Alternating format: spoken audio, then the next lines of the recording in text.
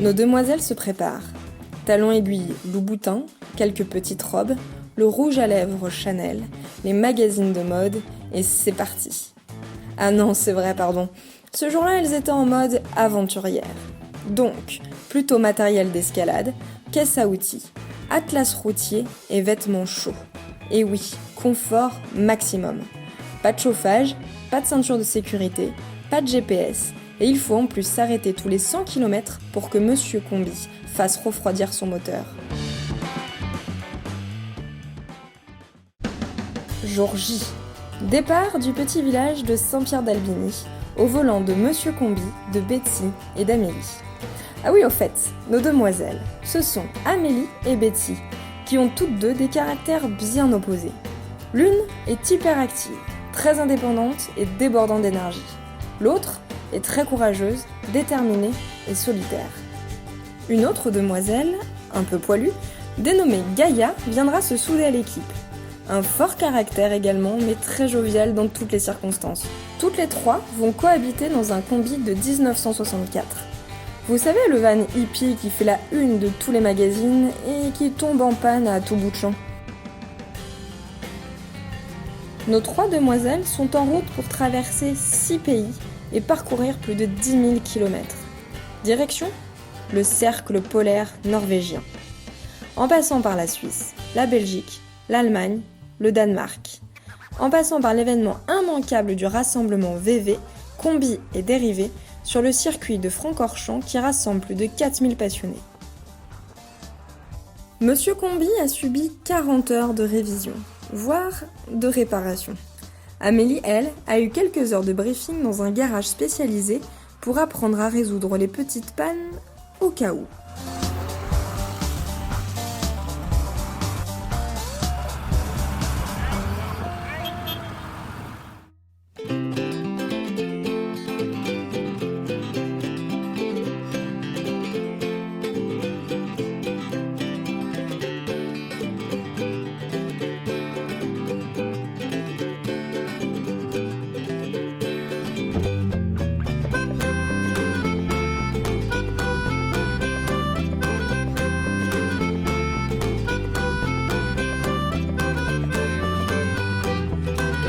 Première panne.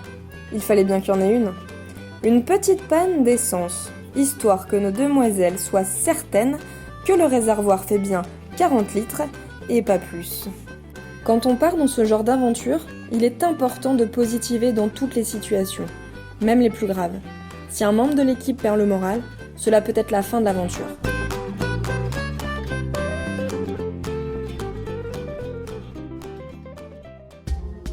Folles de joie, nos trois demoiselles aventurières et Monsieur Combi arrivent après 10 longs jours de conduite et de multiples paysages qui défilent sous leurs yeux. En Norvège, la transition est juste incroyable.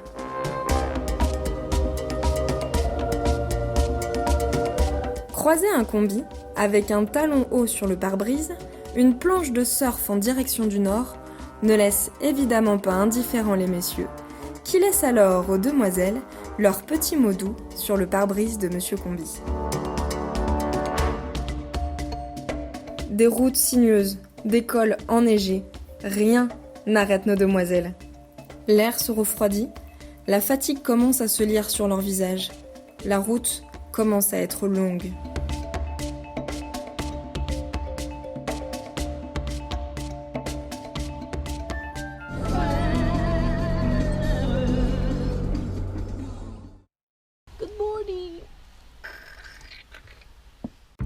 Déjà très fière d'être arrivée là, il faut continuer.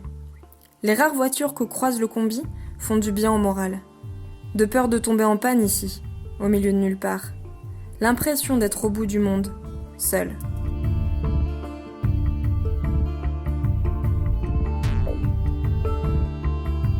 Nos demoiselles franchissent le cercle polaire arctique. Il pleut à seaux. Les essuie-glaces ne fonctionnent plus. Betty prend le volant pour quelques kilomètres, le temps de trouver un endroit pour se reposer et se requinquer avant de commencer à visiter l'archipel. Ça a relâché. J'ai remarqué. Voilà. 4 saisons, dans une seule journée. C'est ce qu'on dit en Norvège. Nos demoiselles s'acclimatent paisiblement en attendant le soleil, après une belle pêche autour d'un délicieux barbecue.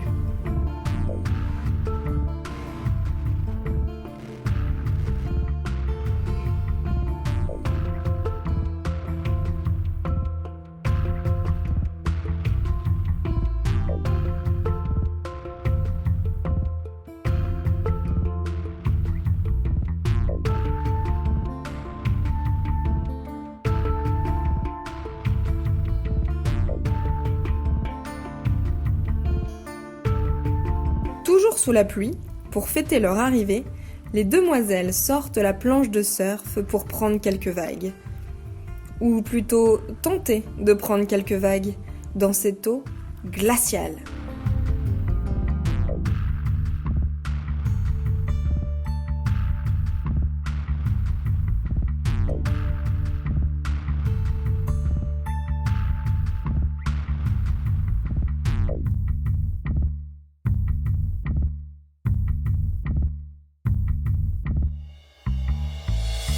Betty sort de rééducation suite à une blessure au dos. Elle est à peine remise. Amélie manque beaucoup de confiance en elle. Mais pourtant, les voici toutes les deux, avec Gaïa, en train de partager un moment en commun. Simple, dans un endroit merveilleux. Être une femme, être dans le feu de l'action, être libre, être amoureuse de la montagne. Marcher avec des talons le long d'une falaise, se remettre du vernis avant d'aller grimper, quitter sa petite robe sexy pour enfiler son harnais d'escalade, puis s'élancer sur la falaise, partir à l'aventure.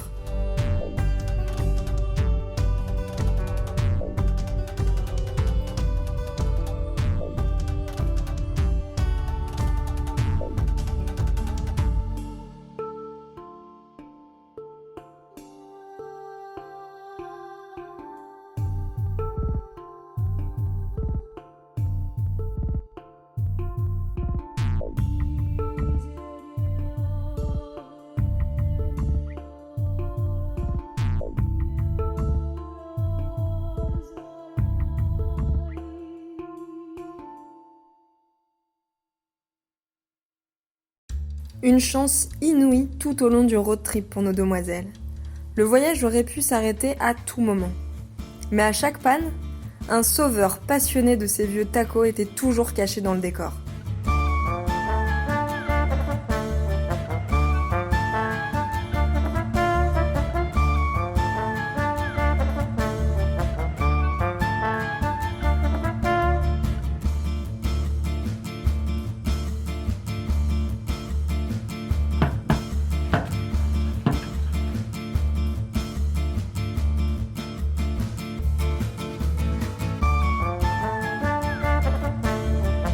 Les joies d'une aventure comme celle-ci? Les petits caprices de Monsieur Combi. La roue est complètement crevée. Les demoiselles n'avaient pas vérifié la roue de secours avant le départ.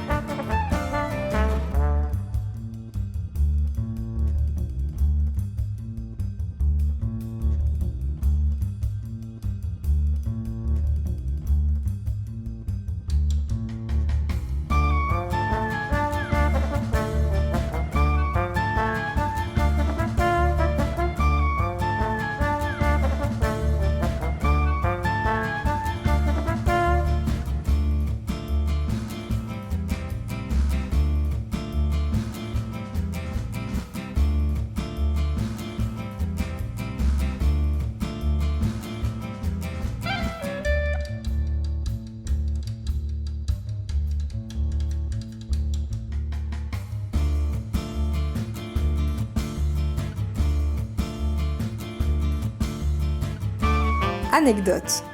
Pendant un trajet, la porte conducteur s'est ouverte durant un virage. La boîte à graines et la gourde ont été éjectées. Amélie, elle, était accrochée au volant pendant que Betty lui demandait d'accélérer pour tenter de redresser la trajectoire folle du combi.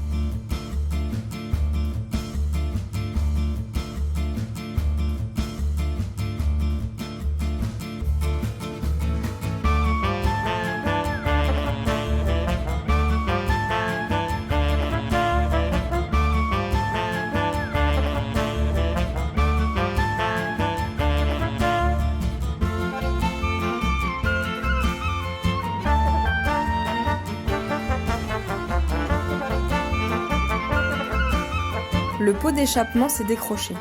Jusque-là, les demoiselles ont su faire le nécessaire.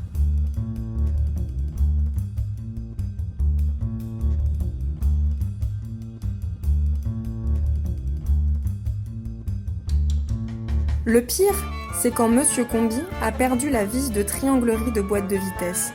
Le levier ne répondait plus. Les demoiselles ont tenté de réparer le problème, mais rien à faire. Jusqu'à ce qu'un adorable Norvégien vienne à leur secours.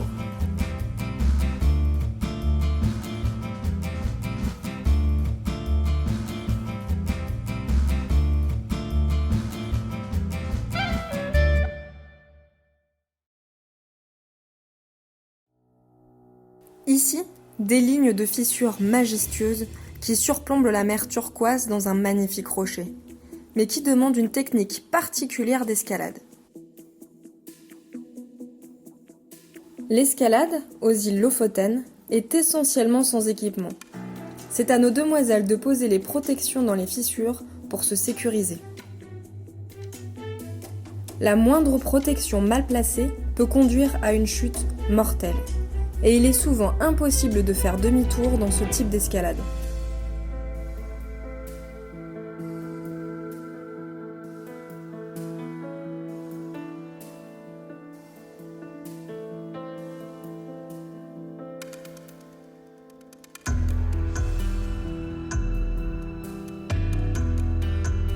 Nos demoiselles s'offrent des grandes voies d'escalade de plus de 300 mètres sous le soleil de minuit.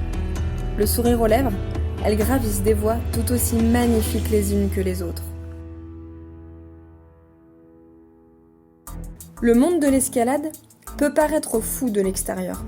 S'engager dans une voie à plusieurs centaines de mètres de haut sans pouvoir s'échapper, avec seulement quelques dégaines et un jeu de coinceurs au baudrier. Ainsi qu'une personne, au bout de la corde, qui peut à tout moment perdre le mental. C'est un concept particulier en effet. L'entente de nos demoiselles sur un tel périple n'a pas toujours été simple, vous l'imaginez bien. Le seul moment où elles sont apaisées, c'est quand elles grimpent ensemble. Elles ont créé une grande complicité dans ces moments forts d'escalade, surtout en grande voie, où quand l'une veut lâcher, l'autre vient à son secours. Les encouragements et le soutien deviennent essentiels pour aller au sommet.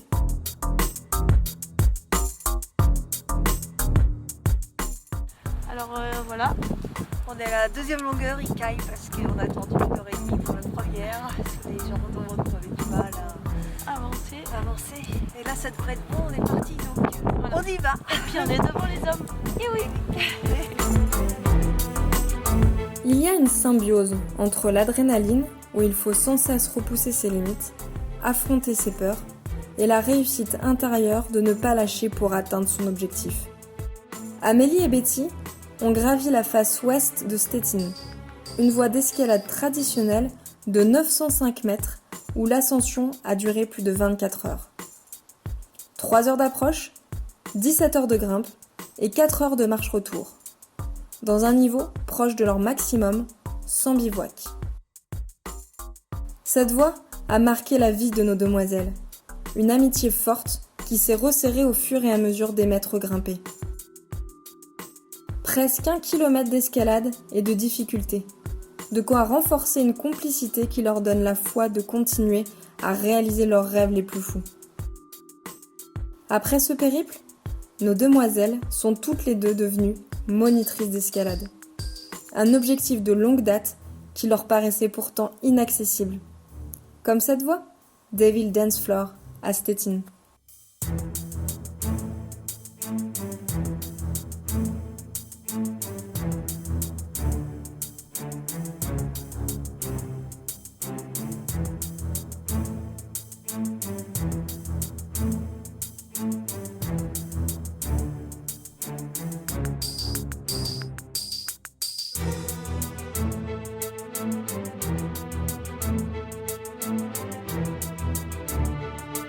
Chaque jour, de nouveaux grimpeurs arrivent sur le secteur d'escalade.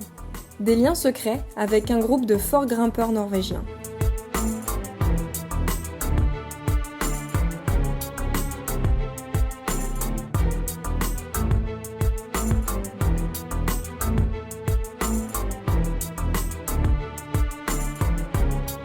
Gaïa a adopté la Norvège facilement, au milieu des plaines et des moutons sauvages.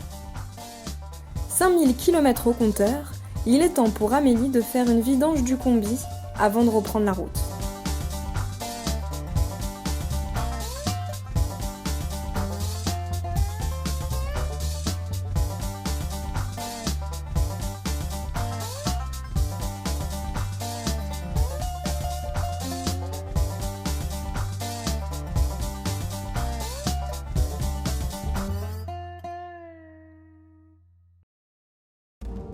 Nos demoiselles restent en admiration devant cette fissure en 8A, grimpée par Lars Martin, qui jongle entre coincement de pieds et coincement de mains pour arriver à enchaîner sa voix après plusieurs essais.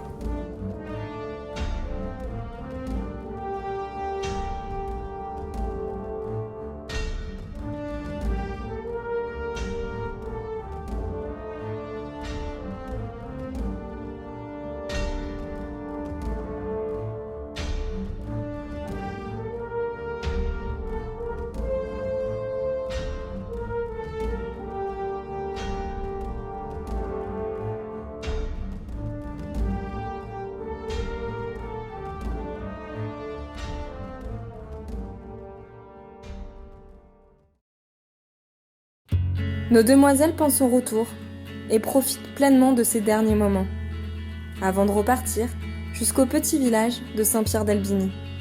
Elles laisseront, c'est sûr, une partie de leur cœur sur ces belles îles des Lofoten.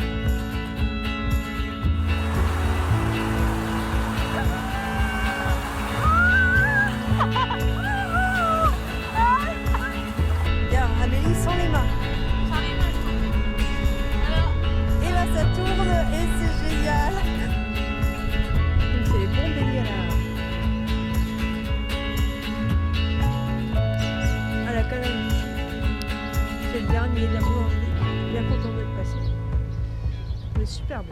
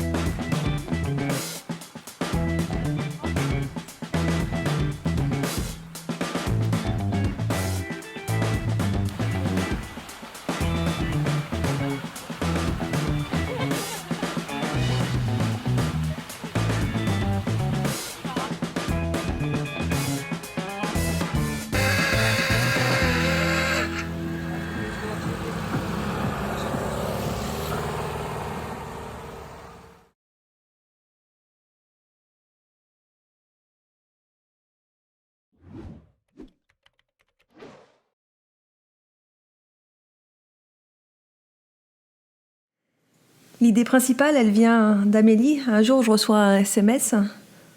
Et puis là, je la rappelle aussitôt parce que je suis assez intriguée par son message. Et puis, je lui demande plus d'infos, du coup, sur le projet. Et l'idée, pour moi, c'était d'allier mes deux passions. Donc, l'escalade et la passion pour les combis, les véhicules anciens. L'objectif était de partir aux îles Lofoten, au nord de la Norvège, donc au cercle polaire norvégien, dans le but d'aller grimper les falaises vertigineuses des îles Lofoten. Et du coup, j'ai pensé à Betty. Donc bien sûr, moi, sans me poser trop de questions, j'ai dit « Ok, let's go, on est parti ». Alors que j'étais pas vraiment apte à ce moment-là. Et puis, je savais que j'allais avoir la rééducation mai pour partir début juin. Donc, mais bon, fallait y aller, c'était parti. Donc tout de suite après, on a fait un petit dossier concernant notre aventure, pendant que Betty était dans sa rééducation, où elle faisait quand même 7 heures de sport par jour pour se préparer au projet.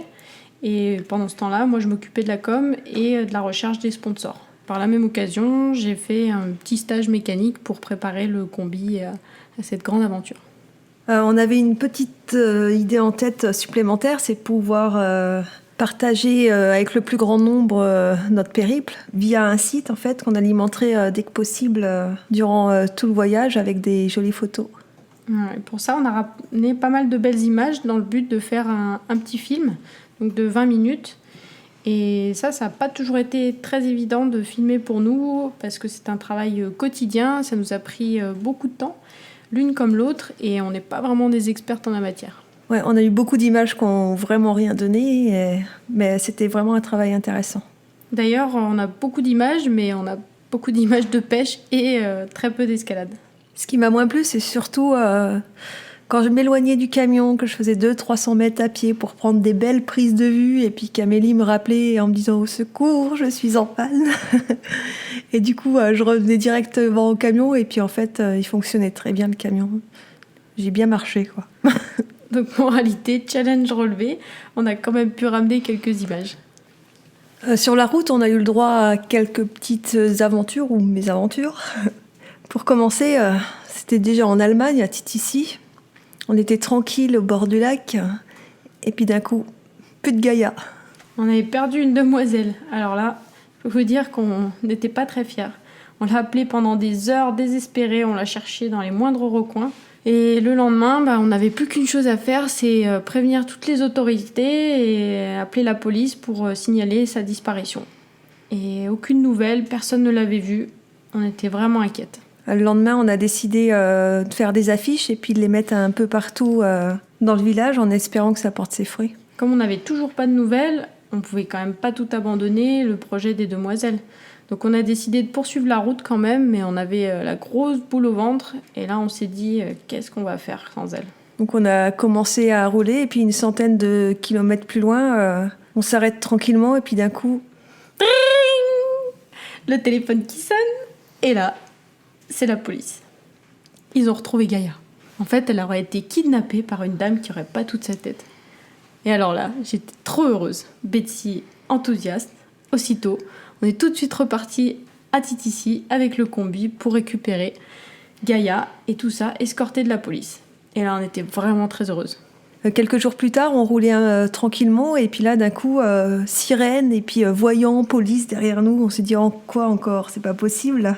Et on s'arrête tranquillement du coup au bord de la route. Et puis là, avec notre anglais parfait, il y a une scène incroyable qui se passe. Il y a un policier qui s'approche du combi et qui me dit « Madame, vous avez grillé un feu ?» Et moi, je lui dis « Non, je n'ai pas grillé de feu. » Il me dit « Si, vous êtes quand même passé orange. » Je dis « Écoutez, chez moi, au vert, on passe, au rouge, on s'arrête, et au orange, on passe.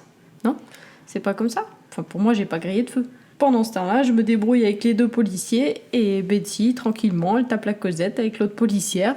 Elle lui donne un petit sticker des demoiselles en souvenir, et elle prend une photo des deux véhicules. Et ensuite, les policiers nous laissent repartir tranquillement. Finalement, ça s'est bien passé.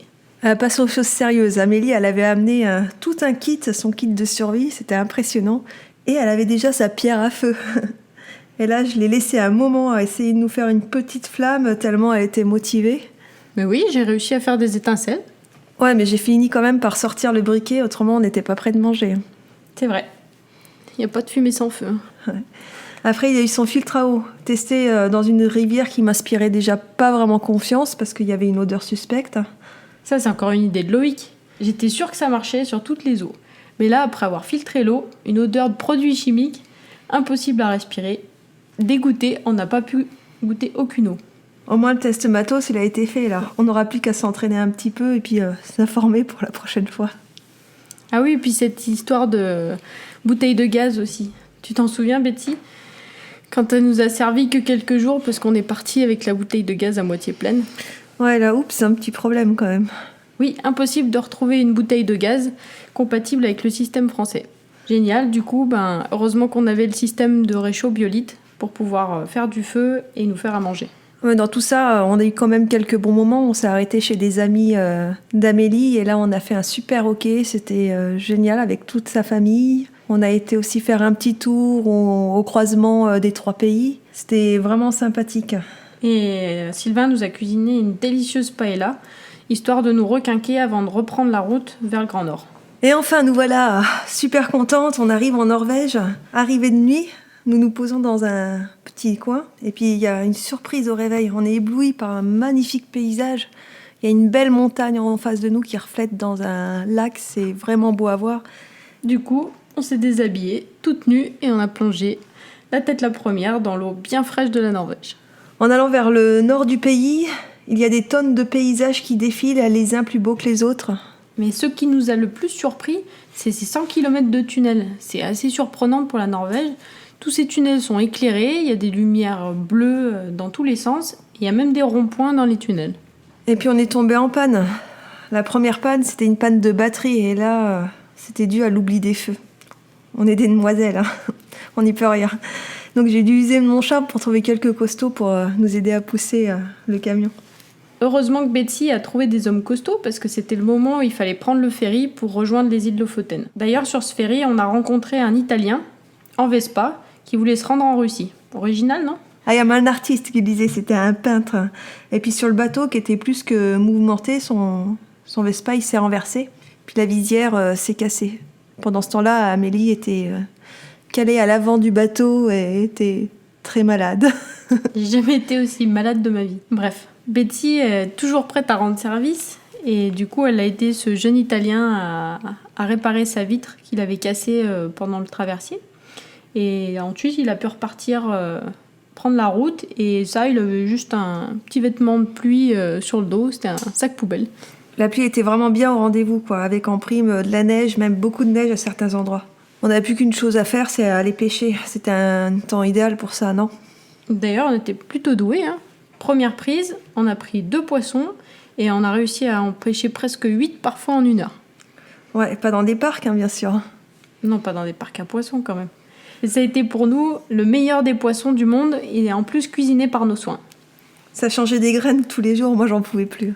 Et pour Gaïa, elle aussi, ça lui a fait beaucoup de changements. Parce que ses croquettes, elles avaient pris l'eau, elles étaient sur le toit, dans la malle, mais malgré tout, elle avait plus beaucoup de nourriture. Et le soleil arrive enfin, on l'attendait tellement pour pouvoir enfiler nos baudriers et nos chaussons pour gravir ces jolies montagnes. Et dès le premier jour, on a pu faire connaissance avec des grimpeurs locaux super sympas qui nous ont conseillé sur les voies à grimper aux alentours. J'avais un petit peu peur au début parce que c'était la première fois que je regrimpais depuis l'accident. Donc du coup, c'est moi qui devrais l'idée la cordée. J'étais pas vraiment rassurée parce que Betty, elle avait pas le droit à la chute. Ouais, pour moi au début, c'était vraiment un combat aussi bien mental que physique. D'ailleurs, je te remercie encore Amélie pour ta patience. Mais merci à toi, Betty, d'avoir accepté ce challenge. Et pendant ce temps-là, les grimpeurs locaux s'occupaient de Gaïa au camion. Et oui, c'est aussi ça le milieu de la grimpe. L'entraide. C'est une bonne période pour grimper juin-juillet. Car là-bas, il n'y a pas de nuit, donc on n'a pas d'impératif horaire. Du coup, on a pu grimper à toute heure. On commençait les voies vers 20h et on finissait vers 2, 3, 4 heures du matin. Aucune importance, il fait jour 24 sur 24. On a pu rester en montagne plus de 10 heures. Le rêve, quoi. Ouais, donc juste le plaisir d'arriver en haut, d'admirer le paysage, le silence, c'était royal. On était tellement heureuses que parfois on en avait les larmes aux yeux d'avoir pu dépasser nos propres limites et de vivre chaque instant présent. Plus on grimpait, plus on avait envie de faire des sommets exceptionnels. Mais la météo nous a stoppé net, quoi. Elle était un peu capricieuse. Ce qui était plutôt sympa pour Gaïa, parce qu'elle a pu profiter des grandes balades en montagne, tout en évitant les moutons, parce qu'elle était plutôt apeurée. Ouais, encore beaucoup de sommets à faire, quoi. On n'aura plus qu'à revenir, Betsy. Même si 2 mois collés l'une à l'autre, ça n'a pas toujours été très simple. Hein. Mais Non. on est prête à recommencer. Ah, et sans oublier, qui dit Norvège, en fait, on a fait des rencontres inédites des Vikings. On est allé visiter le temple du Viking, du coup, on s'est bien pris au jeu. On a essayé un lit qui était assez confort. Et puis des armes, mais bon, là, pour l'utilité, on n'était pas très fort, je crois. Non, c'est sûr qu'on n'avait pas gagné la guerre. Hein. Entre toi, Betsy, avec ta hache, et moi, l'arc, c'était compliqué. Mais bon, on a appris pas mal de choses. On voudrait remercier toutes ces personnes qu'on a pu croiser et qui nous ont enrichis et fait partager leur façon de vivre pendant ce périple incroyable. Et si vous devez retenir quelque chose de votre aventure, c'est profiter vraiment de la vie, aller jusqu'au bout de vos rêves, quoi. Osez. Et on espère que notre petit périple vous donnera des ailes. Allez, à bientôt sur les routes.